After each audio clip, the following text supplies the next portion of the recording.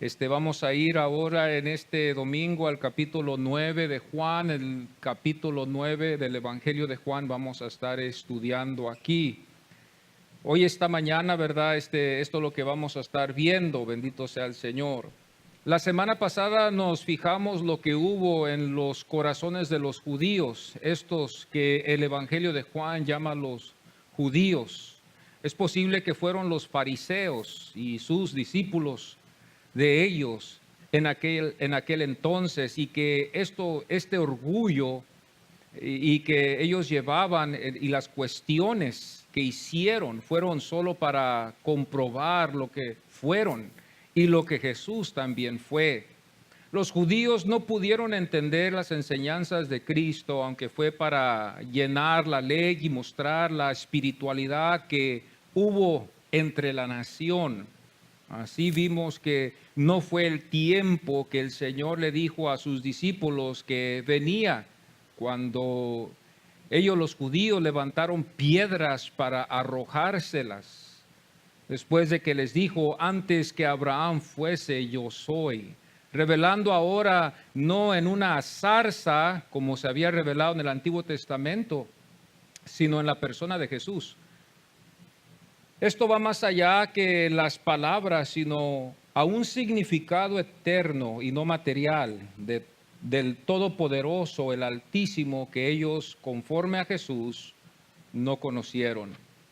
Hoy, esta mañana, veremos que Jesús regresó a Jerusalén. La fiesta había pasado, mas Jesús regresa con sus 12 discípulos y quizás otros que creyeron en él, en su misión mesiánica. Jesús pasa por el lugar donde estaba este ciego que había así nacido. Podemos ver que esta incapacidad fue de nacimiento, de no poder tener el poder de ver, no tuvo visión. El ciego estaba incapacitado de poder con sus ojos leer, mirar, observar las imágenes, ya que nunca miró. Vulnerable estaba de todos y quizás en duda por qué había él nacido así. Este caso va a dar una lección para poder agradecer a Dios siempre. Va a haber una lección que vamos a ver en este capítulo 9. Y vamos a ponernos en pie y vamos a leer el capítulo 9, versículo 1 al 12. Vamos a entrar a esta historia. Y vamos a estar viendo algunos capítulos antepasados también, ¿verdad? Para tener una buena idea a lo que vamos. Al pasar Jesús vio a un hombre ciego de nacimiento y le preguntaron sus discípulos diciendo: Rabí, ¿quién pecó, este o sus padres, para que haya nacido ciego? Respondió Jesús: no es que pecó este ni sus padres, sino para que las obras de Dios se manifiesten en él. Me es necesario hacer las obras del que me envió, entre tanto que el día dura, la noche viene, cuando nadie puede trabajar. Entre tanto que estoy en el mundo, luz soy del mundo. Dicho esto, escupió en tierra, hizo lodo con la saliva y untó con el lodo los ojos del ciego. Y le dijo: ve a lavarte en el estanque del Siloé, que traducido es enviado. Y fue entonces y se lavó y regresó viendo. Entonces los vecinos y los que antes le habían visto que era ciego decían: ¿no es este el que se sentaba y mendigaba? Unos decían: él es, y otros: a él se parece. Él decía: yo soy. Y le dijeron: ¿cómo te fueron abiertos los ojos?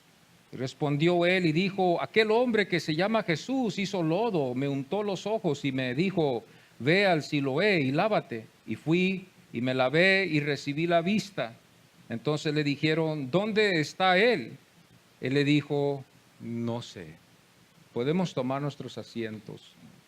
Vamos a ver 3 puntos en esta mañana, y no vamos a pasar el versículo 2 o el versículo 1, perdón. Vamos a ver que pasa la fiesta, pasa por la persecución el Señor y pasa por donde está un ciego de nacimiento. Tres cosas que vamos a ver. Lo primero que vamos a ver es que en el capítulo 7, versículo 2, nos enseña que la fiesta de los tabernáculos estaba para acontecer y aconteció. Nos fijamos nosotros bien que en el capítulo 8 hubo mucha disensión entre los judíos y el Señor. No estaban ellos en acuerdo con lo que el Señor les había, lo que les estaba enseñando el Señor. Ellos no estaban en acuerdo en lo que Él decía. Estaban en un grande desacuerdo y podemos ver que hoy en día es lo mismo. Hay disensión, hay diferentes maneras de pensar quién es Jesús. Y por eso queremos nosotros estudiar la palabra y ver quién es Jesús. Y vemos nosotros aquí que del capítulo 7, versículo 2, habla de los tabernáculos, esta fiesta que ellos celebraban, ¿verdad? En ese día. Esa fiesta era algo donde ellos se reunían, este festival que nosotros podemos llamar así, era de ellos, ¿verdad? Para festejar. Y nos fijamos bien, ¿verdad? Nosotros, ¿verdad? Que el Señor está con ellos también. Nos damos cuenta de que el Señor está con ellos también. Nos fijamos, ¿verdad? Que estuvo con sus 12 discípulos, el Señor como el Mesías, como Él se había dicho ser el Mesías, estaba entre ellos y estaba, hermanos, también enseñándoles a ellos. Esta fiesta de los tabernáculos era una fiesta que ellos celebraban, ¿verdad? Cada año. Ellos lo celebraban reuniéndose en Jerusalén, se reunían en Jerusalén para celebrarlo y el Señor estuvo allí. Era una fiesta muy popular, era una fiesta de alegría. ¿Qué fiesta no va a ser así, verdad? De alegría y de popularidad. Venían los judíos de todas partes a reunirse en Jerusalén. Este pueblo que venía, el Señor también fue. Y nos damos cuenta, ¿verdad?, que en esa fiesta se entregaba a la ley, se leía la ley, se leía, ¿verdad?, estas escrituras que ellos tenían, estos 5 libros se leían y se enfocaban ellos en él. Cantaban ellos también los salmos del capítulo 113 hasta el 118, se cantaban el Yael, que se llama. Esto era lo que ellos hacían y también reunían agua pura, agua limpia también con un cántaro de oro que también se derramaba en el altar. Esta era la fiesta donde muchos se reunían, había mucha gente en el templo, alrededor del templo, en la ciudad, era un tiempo de mucho comercio, ¿verdad? También, y el Señor ahí estuvo. El Señor ahí estuvo entre ellos y esta fiesta estaba aconteciendo cuando el Señor tuvo unos que se llaman debates con estos fariseos y escribas. Cuando vamos nosotros a los evangelios podemos darnos cuenta quién fue Jesús. Es la única forma que nosotros vamos a conocer en realidad quién fue Jesús. Ya que nosotros somos llamados cristianos, debemos de conocer mejor a Jesús. Y qué mejor manera de conocer a Jesús que en el evangelio. En los evangelios que tenemos nosotros, estos 4 evangelios que están en las escrituras, ¿verdad? Mateo, Marcos, Lucas y Juan. Hoy estamos en Juan y nos fijamos bien en esta, como se ha llamado, teología del apóstol Juan. Y nos damos cuenta aquí, ¿verdad?, que esta fiesta está aconteciendo y los debates también están aconteciendo también entre Jesús y los fariseos. Ellos no estaban en acuerdo en lo que él dijo. No estuvieron ellos en acuerdo en lo que dice la palabra del Señor, lo que nos enseñan estos debates, cómo Él manifestó su deidad, manifestó su poder, sanó a enfermos en el día de reposo. Esto no lo podían ellos comprender porque para ellos esto era algo de quebrar la ley. Entonces era muy difícil para ellos poder comprender estas cosas, ya que ellos estaban muy apegados a la ley hasta la fecha. Y por eso ellos no pudieron reconocer a Jesús en este caso y lo acusaron.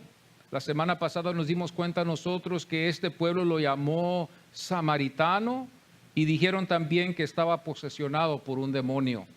Esto era lo que ellos llegaban a decir para desanimar a todos los que quizás querían creer en Él y que veían ellos los señales y que estaban ellos convencidos de que Él era el Mesías. Ellos los desanimaban aún hasta decirles que si ellos creían en Él, ellos iban a ser, ¿verdad?, echados fuera de las sinagogas donde ellos se reunían el día de reposo. Estos eran problemas que ellos iban a traer a sus vidas. Y el cristiano verdadero, hermano, va a haber problemas en sus vidas. Cuando nosotros le servimos al Señor como nuestro único Salvador y el Señor ha regenerado nuestros corazones, vamos a ver problemas concerniendo nuestra fe. Hoy en estos días, muchas de las veces, la iglesia no estamos preparados para una persecución como la que Jesús vio. Esta es una de las persecuciones que Él pasa cuando nosotros nos fijamos bien en el capítulo 8, versículo 59. Dice, tomaron entonces piedras para arrojárselas, pero Jesús se escondió y salió del templo. Nos damos cuenta que esta es la persecución. Este pueblo siempre ha tenido la fama de perseguir a sus profetas que el Señor les enviaba. Ellos nunca estuvieron en acuerdo a que un profeta llegara a predicarles a ellos. No les gustaban escuchar los profetas y los mataban en muchos de los casos. Este pueblo así fue. Podemos ver nosotros que no fue por el pueblo, sino fue por Dios, que Dios los había escogido por su gracia, por su misericordia, porque en realidad si llegamos a ver al pueblo, podemos nosotros ver y analizar que este pueblo no mereció ser llamado pueblo de Dios. No mereció por la razón de que siempre quebraron la ley, siempre fueron infieles, fueron un pueblo idólatra, fue un pueblo rebelde, que Dios trató con ellos en el desierto y que no se curaron, ni aún en el desierto.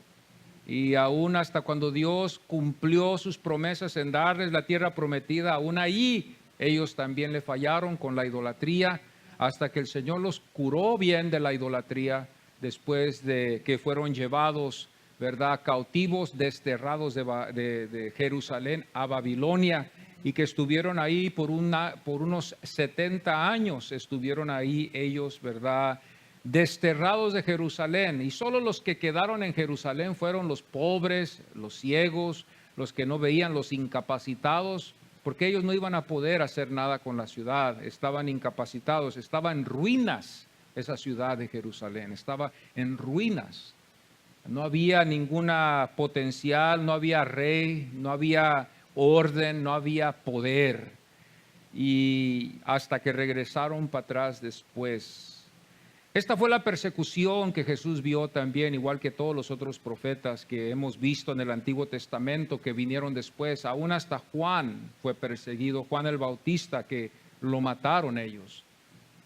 No fueron los judíos los que lo mataron, si nosotros sabemos quién fue que mató a Juan, pero también hubo persecución en la vida de Juan. Y va a haber persecución en la vida de todo cristiano. Hablaría yo mentiras decir que no va a haber persecución. Va a haber persecución en todas nuestras vidas y con esto podemos nosotros relacionarnos muy bien. Y la persecución inicia en el hogar, y más cuando no todos son salvos. Vamos a sufrir en el hogar. Vamos a sufrir con nuestras familias. Vamos a sufrir en las reuniones con nuestras familias. Este es el cristianismo. Y de fuera de eso vamos a sufrir también a veces en casos cuando confesamos la fe y creemos, ¿verdad?, con un celo ardiente que tenemos para las cosas del Señor, que somos como el Señor nos ha llamado a ser. Vamos a ser perseguidos aún cuando digamos que somos cristianos. Entonces, lo que tenemos que hacer, tenemos que diluir un poco la persecución para que todos vengan y participen de esta obra. Esto por esa razón no se oye de la persecución, la oímos en otros países, pero aquí en los Estados Unidos no oímos de ninguna persecución, porque la iglesia no es perseguida por la razón de que no estamos de veras haciendo lo que debemos de hacer. Si hiciéramos lo que debemos de hacer, vamos a sufrir, vamos a pasar por dificultades. Vamos a ser menospreciados. ¿Quién quiere ser menospreciado? Cristo le dijo a sus discípulos, si a mí me lo hacen a ustedes, de seguro también se lo van a hacer igual. Pedro lo persiguieron, Juan lo persiguieron, Santiago lo persiguieron, todos sus discípulos fueron perseguidos. La iglesia siempre fue perseguida hasta que Roma le dio un lugar a ello, a la iglesia muy especial, cuando Constantino estuvo reinando. Y lo que se ha dicho es que es muy peligroso, lo oí por uno decir, que a una iglesia se le dé también un ejército militar. Eso es lo que pasó con la iglesia romana. se le dio también un ejército, un cuidado militar, y ese poder la iglesia no lo pudo saber manejar. Está la iglesia. Esto es lo que vemos cuando entró la corrupción. Esto está en la historia. La iglesia no pudo, hermanos, con un ejército así. El poder se le subió hasta la cabeza y la corrupción empezó a entrar. Pero la corrupción, hermanos, siempre ha sido el enemigo, como también la persecución siempre nos va a seguir.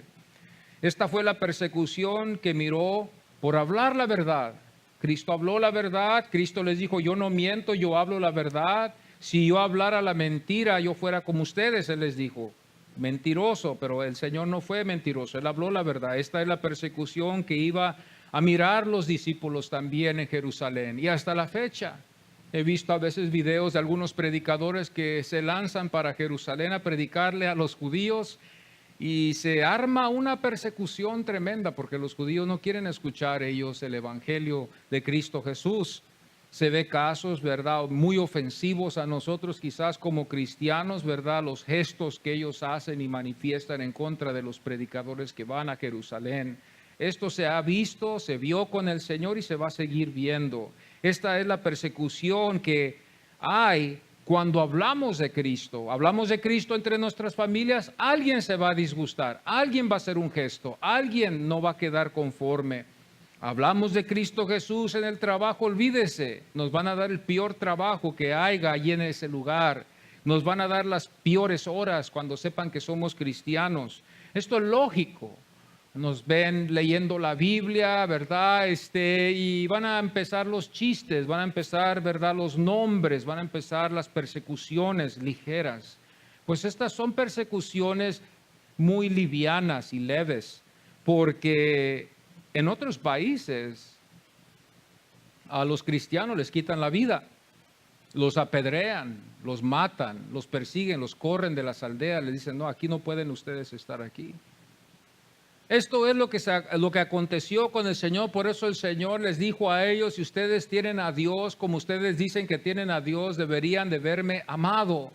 Pero no manifestaron el amor, sino manifestaron lo contrario, manifestaron el odio, manifestaron querer matarlo, manifestaron todo lo que el adversario puede manifestar en un pecador sin Cristo, en un pecador sin Cristo. Esto fue lo que miró Cristo, el Hijo. Lucas 23:11 dice, le menospreció y escarneció. Le menospreció y escarneció. Esto lo vemos nosotros en Lucas 23:11. El Señor vio menosprecio y vio esto de escarneció. Esto fue lo que miró Pablo también como apóstol, después de ser apóstol también. No estamos hablando de un apóstol que entra, hermanos, a visitar a la iglesia con un Mercedes y que viene bien entacuchado y viene, hermano, que nunca parece que ha mirado la pobreza o la escasez. Estamos viendo a nosotros a estos apóstoles de Cristo, a estos que vieron al Señor y que dieron testimonio de que lo vieron. En 1 Corintios 4:12 dice, nos maldicen. Es lógico que cuando nosotros prediquemos la palabra del Señor nos va el pueblo a maldecir. Es lógico que cuando nosotros vayamos a las calles y prediquemos la palabra del Señor, el pueblo nos vaya a maldecir. Y no digo esto para infundir odio en nosotros, no. Pero no es extraño de ver la persecución aún en estos tiempos. No es extraño. Si usted es un verdadero cristiano, va a verlo. Y eso es lo que significa un verdadero cristiano. Cuando yo veo esto, yo veo, ¿verdad, hermanos?, que estamos entre la espada y la pared. Porque Jesús dijo, el que se avergüenza de mí, yo me avergonzaré de él también. Entonces, esto es lo que tenemos que tener mucho cuidado. De ver también esto que el Señor dijo, que el que se avergüenza de mí, entre su gente, entre sus parientes, en el trabajo, en la calle, donde quiera que usted esté, yo un día me voy a avergonzar de ti también. Y voy a decir, no te conozco, ¿quién eres tú? Aquí es donde yo veo, donde Pablo también dice, no os engañéis. Dios no puede ser engañado. ¿Cuánta gente se está engañando en las iglesias hoy en día? Y podemos empezar con los líderes y acabar con los más nuevos, en pensar de que podemos negarlo, podemos esconder que lo somos.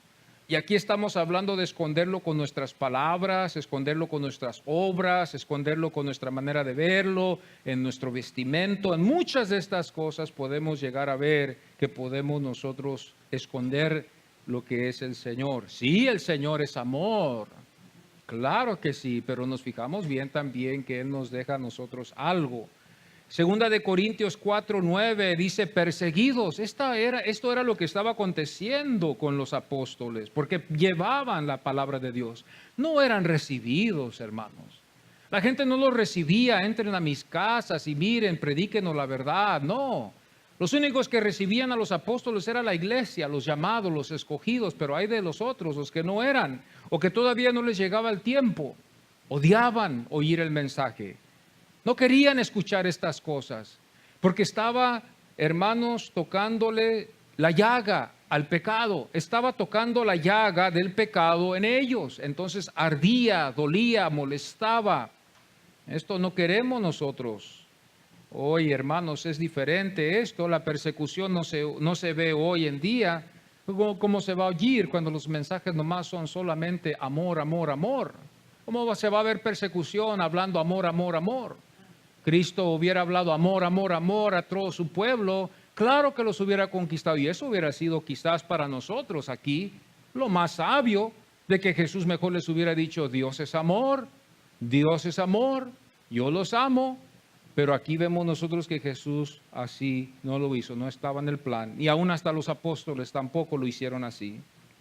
Ellos predicaron la verdad del arrepentimiento del pecado que ellos habían cometido en haber matado a un hombre inocente que fue Cristo Jesús. Fue hombre 100% como nosotros, pero también al mismo tiempo fue Dios también en él, 100%, omnipotente, poderoso, omnipresente, todo estuvo en Cristo. No hubo algo que le haya fallado en él.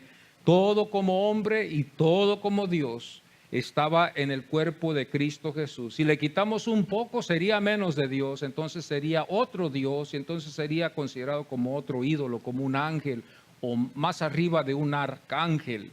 Pero Él tiene que ser totalmente Dios para que nosotros adoremos a Cristo, y esto es lo que hemos llegado nosotros a ver cuando estudiamos la doctrina. Es muy importante que nosotros veamos que Cristo Jesús no fue un Dios en parte, fue Dios 100%, en toda sustancia y en toda esencia que pueda haber en él, en lo espiritual.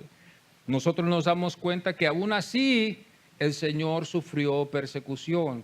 Esto iba a acontecer con con la verdadera iglesia. Juan 15:20, otra vez otra escritura que el Señor les dice a sus discípulos ya al final, llegando a los últimos meses que le quedaban al Señor para ir a la cruz y sufrir. Les dice en Juan 15:20, el siervo no es mayor que su Señor. Si a mí me han perseguido, también a vosotros os perseguirán. Sería una mentira de que nosotros digamos, hermano, usted no va a sufrir. Hermano, todo le va a ir bien. Pues si nos escondemos, claro que sí. Si no hablamos de Cristo, claro que sí. Es lógico. Hermanos, pero si hablamos de Cristo, vamos a sufrir. Y eso nos ayuda para que nosotros podamos animarnos los unos a los otros. ¿Por qué? Porque podemos nosotros tener algo en común y podemos orar los unos por los otros. Podemos orar para que Dios nos ayude. Eso nos une a todos en un mismo sufrimiento para el Señor. Pero hoy en estos tiempos no queremos esa clase de persecución, no queremos esa clase de sentimientos. Es extraño para la iglesia. Hoy lo que queremos sentir es, yo compré ahora una casa y yo también compré una casa. Y eso es lo malo que se quiere oír en las iglesias. Yo compré una casa, tú compraste una casa, yo compré un carro nuevo, yo compré otro carro nuevo. La prosperidad. Mis hijos van al colegio, el mío también. El tuyo va a Yale, el mío va a Princeton. El mío va para allá, para San José Colegio. Qué bueno. Esto es lo que la iglesia hoy se platica en las reuniones. Esta es la iglesia moderna. Encima de eso, nosotros nos damos cuenta que es todo lo que la iglesia tiene en común. Es como un orgullo que tenemos hoy en día en la iglesia. El orgullo de que, bueno, pues yo no soy menos que tú, ¿verdad? Porque eso está en nosotros. Entonces, uno dice que su hijo va a colegio. Claro, el otro va a decir que también su hijo va a colegio. Y el mío va al mejor colegio. Y así andamos en competencias. ¿Dónde está el cristianismo en esas reuniones, yo digo? Donde empezamos a ver estas cosas así, cuando la iglesia en verdad no fue dejada así. El Señor nunca nos enseñó. La iglesia primitiva sufría junto. Queremos hablar de una iglesia que estaba en la Biblia, sufrían juntos, se compadecían de uno al otro. Cuando uno tenía hambre, los hermanos reaccionaban en amor y ayudaban al hermano. Cuando un hermano estaba en dolor, el hermano reaccionaba, todos reaccionamos. Pero ahora esto no es como Cristo lo dejó. Entonces va a haber sorpresas al final, yo creo, porque el Señor dijo: el siervo no es mayor que su Señor. Si a mí me han perseguido, también a vosotros os perseguirán. Y esta persecución fue para los apóstoles, los padres de la iglesia y también algunos otros también que sufrieron. Cuando la iglesia se estableció bien, ¿verdad? En la edad oscura, ¿verdad? Donde la iglesia romana estaba en control de todo el mundo. Habían algunos que sobresalían, querían sacar las escrituras y eran perseguidos, los mataban, los colgaban, los corrían de las aldeas donde ellos vivían. Esta era la persecución que venía para después, para los llamados protestantes, ¿verdad? Que nos llamamos hoy. Y Martín Lutero vio esta persecución, y porque no fue la voluntad de Dios de que lo mataran, no lo mataron a Martín Lutero, sino lo hubieran matado a él también por haber sacado esta en contra de la iglesia romana. Y hasta la fecha aún, y los seguidores que creyeron en lo que Martín Lutero predicó, aún ellos fueron perseguidos, y muchos después protestantes fueron perseguidos hasta la fecha. Y esta fue por predicar la verdad. Este es un trabajo inmenso que hizo la iglesia protestante, inmenso que hizo, ¿verdad? Por la razón de que la palabra de Dios se tuvo que sacar a la luz. La gente no sabía leer, no sabía escribir, y los protestantes se dedicaron a enseñarles para que ellos también pudieran escudriñar las escrituras. Martín Lutero se preocupó también de que la palabra de Dios fuera dada en el lenguaje común de su pueblo, para que su pueblo pudiera también comprender las escrituras. Esto fue lo que Martín, el trabajo que él hizo como un teólogo, doctor de la palabra del Señor, doctor de divinidad, que fue él en el estudio que él tuvo, pudo él, ¿verdad?, componer la Biblia para que su pueblo pudiera comprenderla, de la vulgata, ¿verdad?, que se usaba en ese tiempo, del lenguaje vulgar. Nosotros nos damos cuenta que la persecución vino. Y la iglesia ahora, esto está muy desconocido, la persecución está muy desconocida. La persecución hoy no se ve como se veía. Entonces, si usted sufre por Cristo, gloria a Dios. Si usted está sufriendo por Cristo, gloria a Dios. Si usted padece por su nombre, gloria a Dios. Vamos a orar para que el Señor nos siga fortaleciendo para poder resistir las persecuciones en el hogar, fuera del hogar, en el trabajo, en la calle, cuando predicamos, cuando salimos a evangelizar. Estas persecuciones van a venir siempre. Y hoy en esta mañana, como nos damos cuenta, pasó la fiesta, pasó el Señor la persecución, no era su día de morir, ya estaba en camino a ir a la cruz, quedaban unos cuantos meses conforme al Evangelio de Juan. Estamos hablando de un proceso de meses de Juan, no estamos hablando en años, estamos hablando de ya últimos meses que quedaban ya cuando él tuvo estos debates con los fariseos. Cristo pasa por donde está uno, ¿verdad? Y este fue el ciego. Dice la palabra del Señor, Juan 9, versículo 1, al pasar Jesús vio a un hombre ciego de nacimiento. Y esta historia es una historia muy preciosa y tiene mucha lección para todos nosotros, porque vemos nosotros aquí un imposible que Dios hizo posible. Todo lo que Cristo hizo, las sanidades que él hizo, las hizo con un propósito. No las hizo nomás vagamente, haciendo un milagro nomás para sanar a alguien, para llamar la atención. Todo tuvo un propósito y una lección en ello. Y la lección aquí nos damos cuenta que este hombre estaba incapaz de ver. Y cuando Cristo vino, este hombre así había nacido. Nació incapaz no podía ver. Y toda su vida la pasó mendigando, viviendo de las limosnas, porque no estaba capaz de mirar, no estaba capaz de entender bien las cosas. Nunca miró. Nunca tuvo el privilegio él de poder observar la creación del Señor, los árboles, el sol, la luna, el cielo azul, su madre, su padre. Nunca tuvo la oportunidad él de nunca verlo hasta que Cristo vino. Este hombre estaba incapacitado. Y no fue el ciego el que fue a Jesús en este caso, porque yo sé que hay otras historias donde vemos nosotros que cuando los ciegos se fijaban de que Jesús venía, clamaban a él.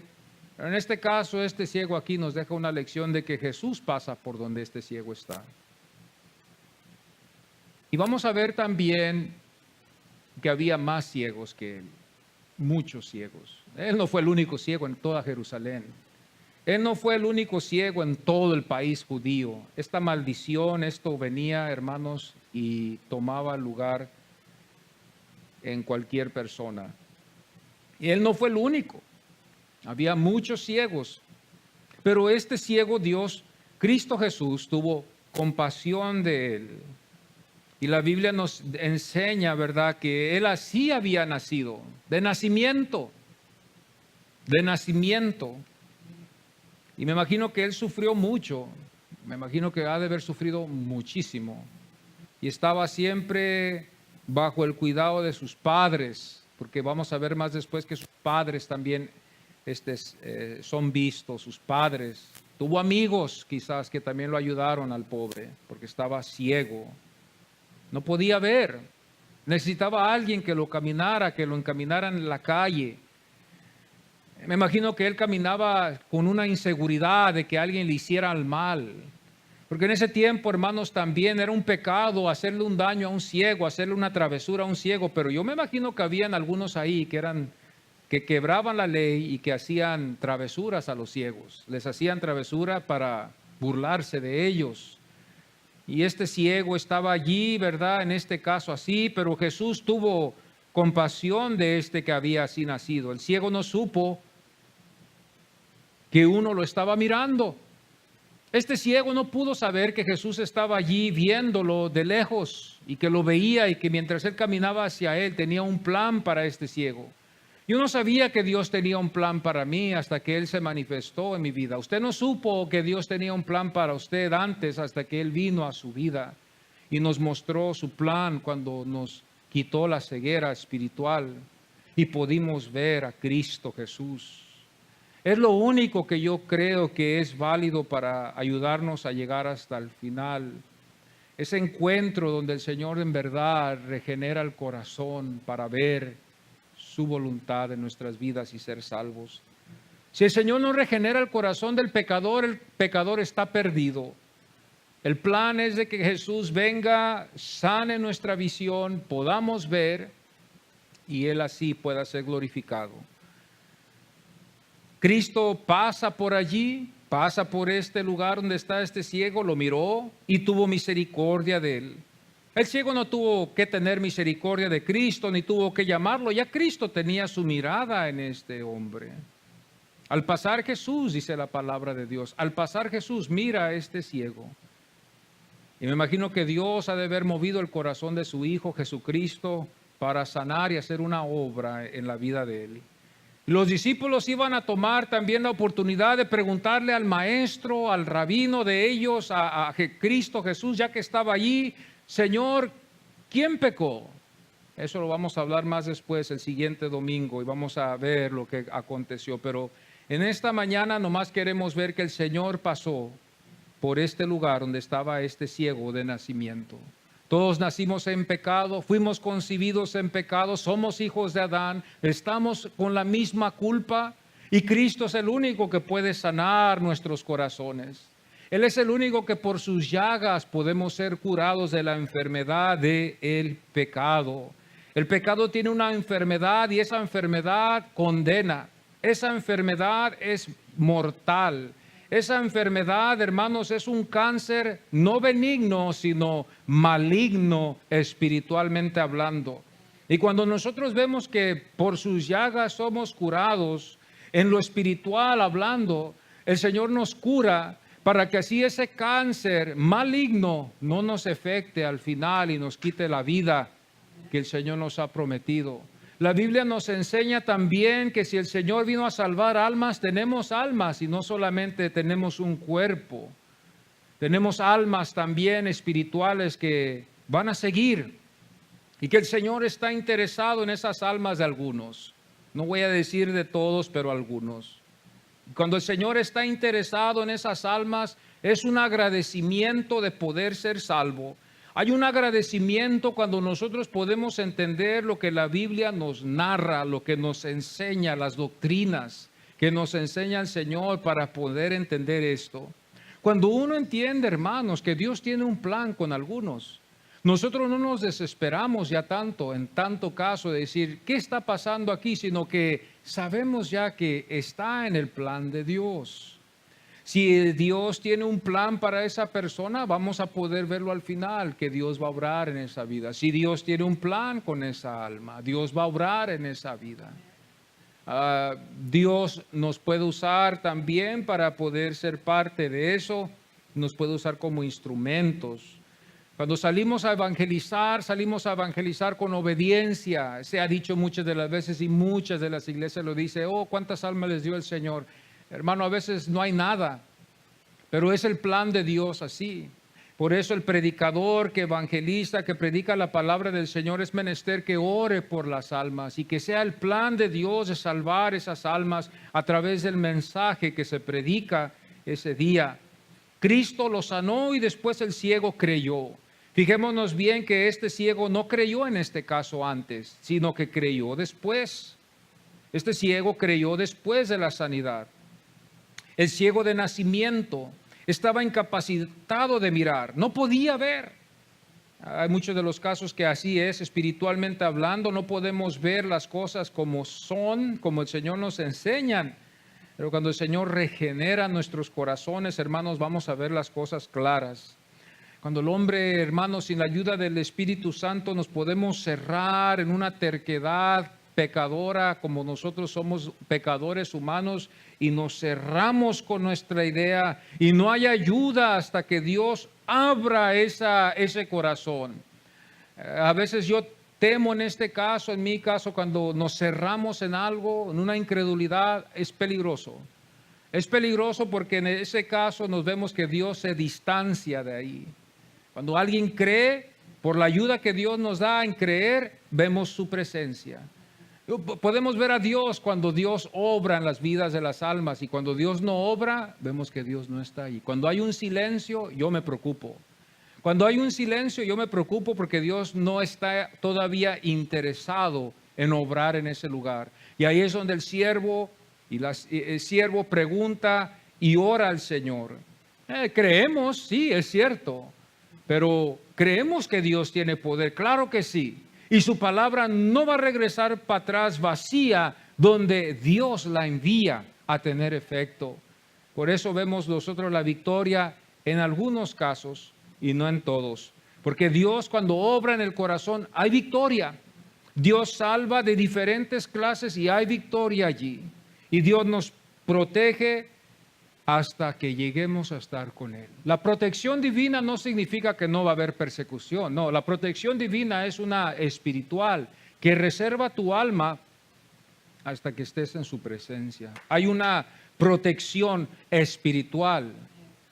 Job, Satanás vino, Dios le permitió, zarandeó a Job, pero Job fue un hombre de fe.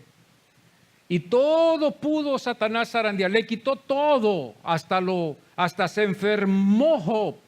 Esta es la persecución que vino sobre este justo hombre. Pero Dios le dijo, esa alma no me la toques. Entonces el diablo puede venir, quitarnos casa, quitarnos esto, quitarnos lo otro. A Job, hermano, lo primero que le quitó fue los hijos. Después le quitó las propiedades. Después, hermanos, el diablo vino y quitó todo lo que tenía. pero es todo para que Dios sea glorificado. Y esto es lo que la iglesia no puede comprender hoy. La iglesia está muy inmadura para poder entender estas cosas, y el mundo no le interesa estas cosas. El mundo está ciego sin la ayuda de Dios. Queremos tener vista, queremos tener visión para poder ver la voluntad bendita de Dios. Hoy en día la doctrina de hoy, la más común, es la prosperidad, y todos van por el pan. Todos van por el pan, pero se olvidan del que les da el pan. Muchos van sobre el pan. Yo me acuerdo una vez cuando alguien vino aquí y dijo: si usted diera pan, estuviera la iglesia llena. Sí, pero van a estar aquí nomás por el solo pan. No van a estar aquí por la palabra. Van a estar más preocupados a qué horas se va a acabar para agarrar mi pedazo de pan y irme. No están interesados en el que da el pan divino, que es Cristo Jesús. Pero hay algunos que se sienten conforme no pueden aguantar de ver las bancas vacías, no aguantan mucho ver la iglesia vacía, y quieren ver gente que los escuche, y les dan pan para que se sientan ellos también bien cuando están predicando la palabra de Dios. No digo que está mal, si algunos sienten en dar pan, háganlo. Pero la mayoría de los casos, cuando se acaba el pan, se acaba también el caso con la asistencia de la gente también igualmente. Esto es por la razón de que van buscando el pan y no van buscando al que da el pan, que es Cristo Jesús. Cuando venimos a la casa del Señor, venimos buscando al que da el pan, que es Cristo Jesús. Él es el que da el pan, con Él es el que estamos agradecidos. A Él es al que venimos a buscar. El Señor nos enseña en el Evangelio cuando les dice a los que fueron a buscarlo, les dijo: a ustedes no entienden todavía lo que yo quiero hacer. Ustedes me vienen a buscar para comer, pero eso no es el caso. Y el Señor les empezó a hablar a ellos, porque ellos venían solamente a buscar esas cosas. Y claro, se siente bien, es algo temporal, se siente uno contento, yo me siento a gusto, yo me siento bendecido de que la gente está llegando, pero nomás es una cosa muy temporal y no es permanente. Lo que es permanente, vamos a ver lo que Dios va a hacer. Esto es lo que la historia nos va a enseñar aquí en este capítulo 9. Al pasar Jesús vio a un hombre ciego de nacimiento, incapacitado. Este ciego fue. En mis oraciones en esta mañana y en esta semana pasada que estaba yo orando, decía al Señor: yo fui ese ciego que tú me vistes. Yo fui ese ciego que vistes en el camino. Ese ciego que dependía, que estaba vulnerable a que el enemigo me destruyera. No tenía yo visión. Y le pedí al Señor: Señor, en caso de que siga ciego, quítame la ceguera. Quítame la ceguera espiritual. Yo quiero ver tu gloria, Señor. Qué privilegio tan grande tuvo este ciego cuando pudo ver a Jesús. Porque ya pudo ver después. El Señor, cuando lo sanó, después vio al Hijo del Hombre. En mis oraciones le dije al Señor: Señor, quítame esta ceguera, si tengo ceguera, Señor, y ayúdame a ver tu gloria. Yo quiero ver tu gloria en tu palabra. Yo quiero ver tu gloria en tu palabra. Donde yo quiero ver su gloria, es en su palabra. Y cada vez que vamos a su palabra podemos ver esto, que este ciego que fue de nacimiento fuimos nosotros también. Y cuando Cristo pasó, nos miró.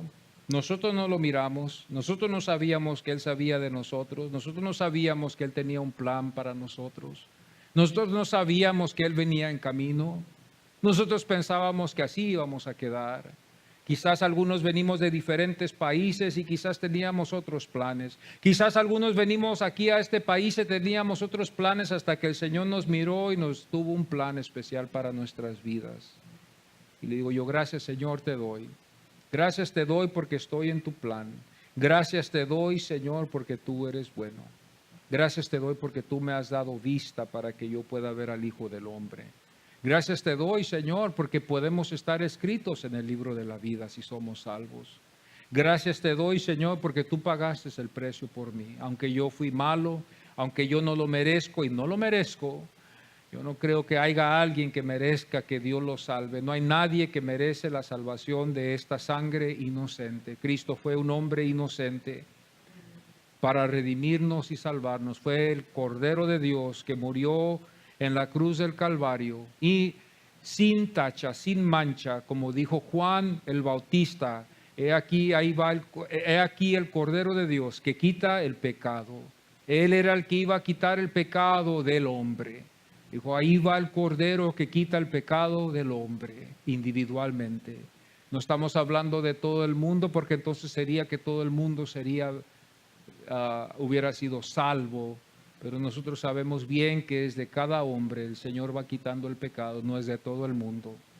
Si no, esta salvación sería universal. Entonces, ¿para qué predicar? Entonces, ¿para qué evangelizar? Ya todos son salvos. Gocémonos ya, todos nos vamos al cielo. Ni la Iglesia Católica cree eso, porque si lo creyera fuera diferente. Entonces esto es individual, el Señor es el Cordero, sangre inocente, lo llevaron a la cruz, pagó el precio por nosotros, lo llevaron, hicieron una injusticia cuando llevaron a Cristo Jesús, nosotros éramos los culpables, yo era el que merecía haber estado en la cruz.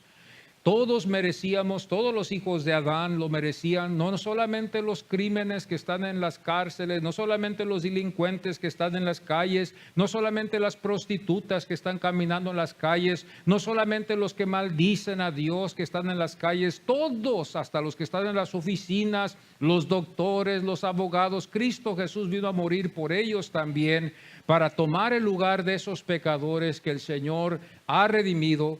Desde antes de la fundación del mundo, Dios ya tuvo el plan para salvar a los suyos. Y qué precioso. Yo cuando me pongo a pensar en esto, me digo, Señor, qué precioso que tú tuviste un plan para mí, aún antes de que yo lo hubiera sabido. Si no hubieras tenido un plan para mí, ya quizás hubiera estado yo ya muerto. Y quizás hubiera estado también ya destinado también para el castigo eterno que le espera a todo aquel que no cree en Él. Eso es lo que le espera al que no está en Cristo Jesús. En Cristo Jesús hallamos la gloria de Dios y estaremos salvos. Y los que no están en Cristo Jesús les espera un castigo. Me tiemblo y me da temor y me preocupo y oro. Y le pido, Señor, ten misericordia de esas almas que van en destino allí, que estaban entre nosotros, pero que no fueron de nosotros. Como dijo Juan el apóstol, estaban con nosotros, pero no eran de la iglesia. Muchos así fueron criados en la iglesia, crecieron en la iglesia, fueron enseñados en la iglesia, sirvieron en la iglesia, ministraron en la iglesia y están ahora en el mundo, perdidos. ¿Y qué podemos decir de este caso? Debemos de orar por ellos para que el Señor tenga misericordia de ellos, que el Señor abra nuestros ojos. Vamos a ponernos en pie.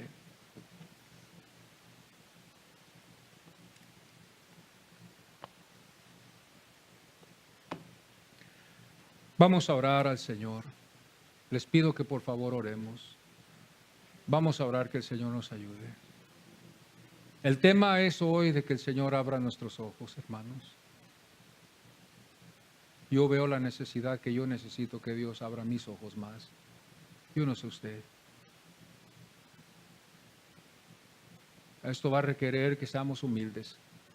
Esto va a requerir que seamos humildes, amados. No de que seamos orgullosos. Somos orgullosos, no vamos a poder decirle al Señor esto. Padre Santo, Señor, estamos en tu presencia.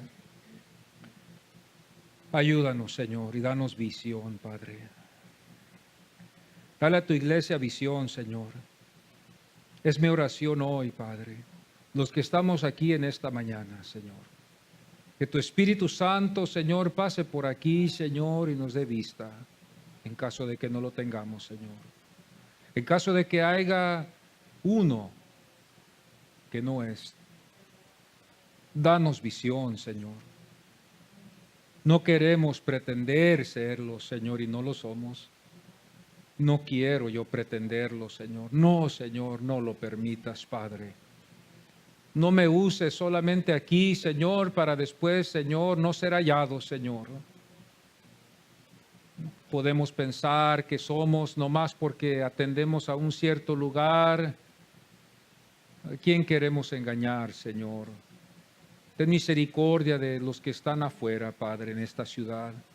Te pido por los que están afuera que no tienen esta visión, que todavía no has pasado por allí. Que sea tu voluntad, Señor, que pases por allí, Señor. Que sea tu voluntad, Señor. Ten misericordia de estas almas que todavía están así, Señor. Ten misericordia de los que están ciegos afuera en el mundo, Señor. Señor, te pido por estas almas, Padre, que desprecian el Evangelio, Señor, que no saben, como dice tu palabra, no saben lo que hacen. Señor, ten misericordia de los jóvenes, de los niños, de los que están llevados por el alcoholismo, por la droga, por la incredulidad, que piensan que, como dice la Biblia, solamente ellos se hacen sabios en sus propios pensamientos, pensando que están bien, Señor. En su propio pensar son sabios, pero son insensatos, Padre. Ten misericordia de estas almas, Señor. Esta ciudad que hemos ido a predicar, Señor, estas almas, Padre, los vecinos alrededor, Señor. Esta es la vida, Padre. Ayúdanos a hacer la luz. Perdónanos si no hemos sido la luz que tú nos has llamado. Perdónanos, Señor. Y ayúdanos a todos. Bendícenos, oh Dios, para que podamos ayudar a los que no están. Y que este mensaje, Señor, no se nos olvide, Padre, de predicar tu palabra, de ser esa luz que tú nos has llamado. Gracias te damos a ti, Señor, en esta mañana, Señor, por este privilegio. Gracias te damos a ti en el nombre del Señor Jesucristo. Abre nuestros ojos, Señor, te rogamos. Abre nuestros ojos, Señor. Gracias, Señor. Gracias, Padre Santo, Señor. Amén y amén.